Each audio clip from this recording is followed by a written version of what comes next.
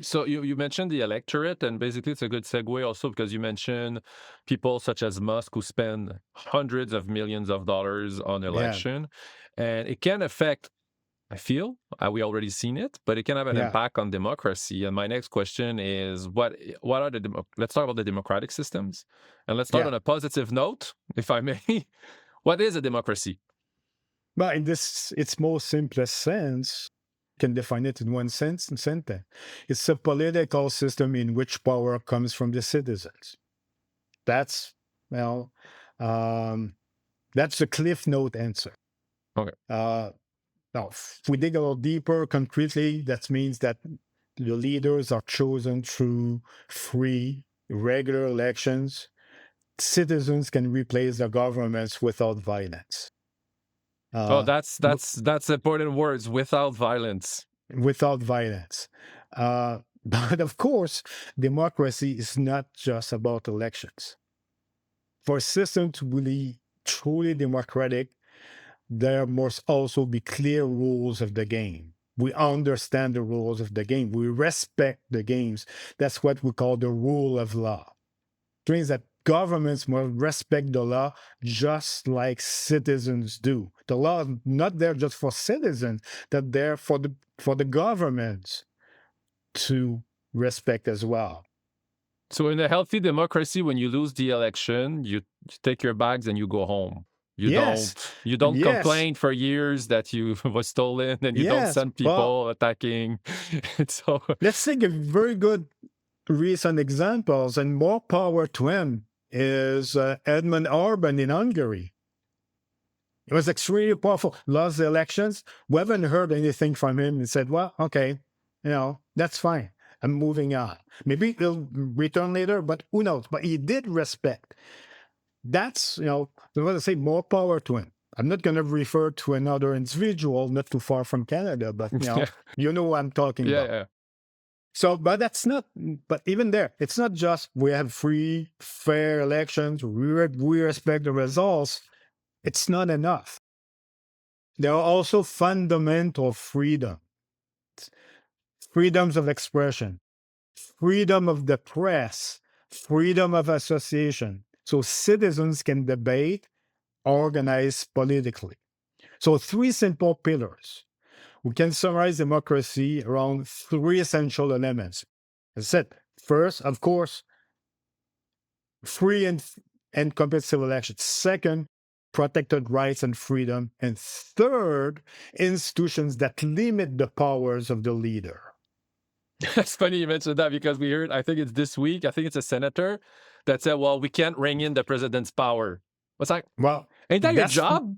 That the reason you exist to rein in the that's right. president's power? You That's say, "Oh, well, right. we can't do that." Okay, well That's then, why. why are we That's paying you? what. No, that's why. That's why we are so concerned. I would say, as we think Congress has not been playing its role very well. I'm a bit more pessimistic about the Supreme Court, but so that can be debated. But I think the Supreme Court, we would probably need to devote an entire, podcast to that. But still, despite the fact it's extremely with a 6-3 conservative majority, I think there's still some balance there. Uh, so just to be clear, a democracy is not only about voting; it's about being able to choose freely and replace those who govern. It's also important to understand that democracy is a political system. It's not an economic system. Now we're really talking about, deciding who governs. I don't know if you can see it behind me, but I have that, book by David Easton called Who Govern. It's a classical. A democracy can have more or less state intervention in the economy. That would be, some kind of economic matter, but that does not change its democratic character. So in practice, still thing, we're not perfect, far from perfect. There's no perfect system, but Canada is a good example of democracy. Governments are elected, elections are competitive, and citizens can freely criticize their leaders. Now, which we do regularly. And what I like also about Canada versus, because I've been following, like I said, I've been following the American political for like maybe 10, 12 years. And my head hurts when I try to understand their voting system. In Canada, it's so easy to vote. Yeah, It's so easy to vote. And I think in a healthy democracy, it should be easy to vote. You shouldn't have to jump through yeah, hoops and, so like, I don't know, sacrifice one of your ancestors or whatever. It's just you receive a paper from the mail, you make sure the information is yeah, okay. You have a bunch of days. In our laws, employers have to free you. They have to allow you to have enough free time during election day to be able. It's in the law. yeah. Well, I think that's a bit what I was going next. So in a nutshell, here in Canada, I don't think we don't have any parties that say we're going to do everything that we can to restrict the vote, which is not the case of the Republican Party south of the border, including the President of the United States.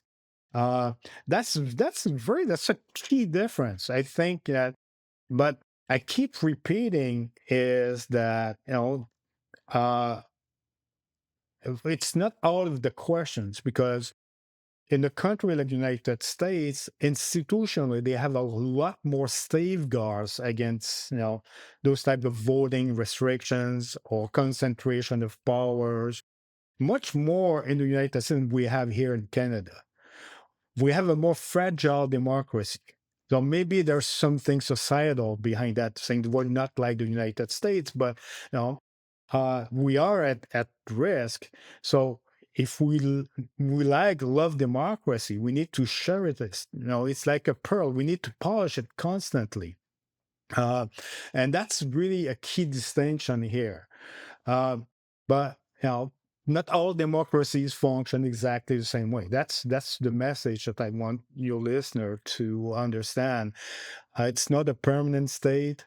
Uh, it's an equilibrium that must be constantly maintained. What we're seeing in the United States right now, 10, 15 years ago, we didn't think we it could come to that. Oh, you would So have been brought probably to a nut house. Like if you said, yeah, if someone said this is what's coming, the person would have been institutionalized no, for that's sure, right. for sure. That's right. So democratic institutions can strengthen, they can also weaken when the rules of the games are gradually called into question. So in the United States, mentioned so well, uh, can say some would debate that it still remains a democracy, although a more fragile democracy. Elections are still more or less competitive, would say more competitive than not. We're talking about, as you said, if there are some midterms elections, there's a great chance that the Democrats will make some very important gains. The courts continue to exercise some oversight. We say all the challenge by Donald Trump, those close to him, to the 2020 elections. In every instances that they were overruled by the courts. There's still some oversight of the executive power. Citizens can still choose their leaders, obviously with new rules being put in place, harder for some than others. But in policy, we would therefore not say that the United States has ceased to be a democracy. And What? one that's doing an amazing work also, and I'll plug him because I follow him a lot, and Yeah, he's amazing. Is Mark Eliash from Democracy Docket. yeah. So if anyone, like if you're not aware of who he is and the work that he's done, he's been fighting a lot on the good side of history and the good side of democracy also, and he has his YouTube channel and everything. So I strongly recommend if you're into American politics, Mark Eliash is definitely someone you want to be following.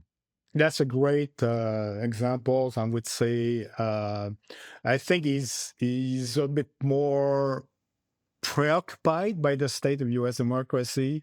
Timothy Snyder would be someone else. I would say your listeners should follow.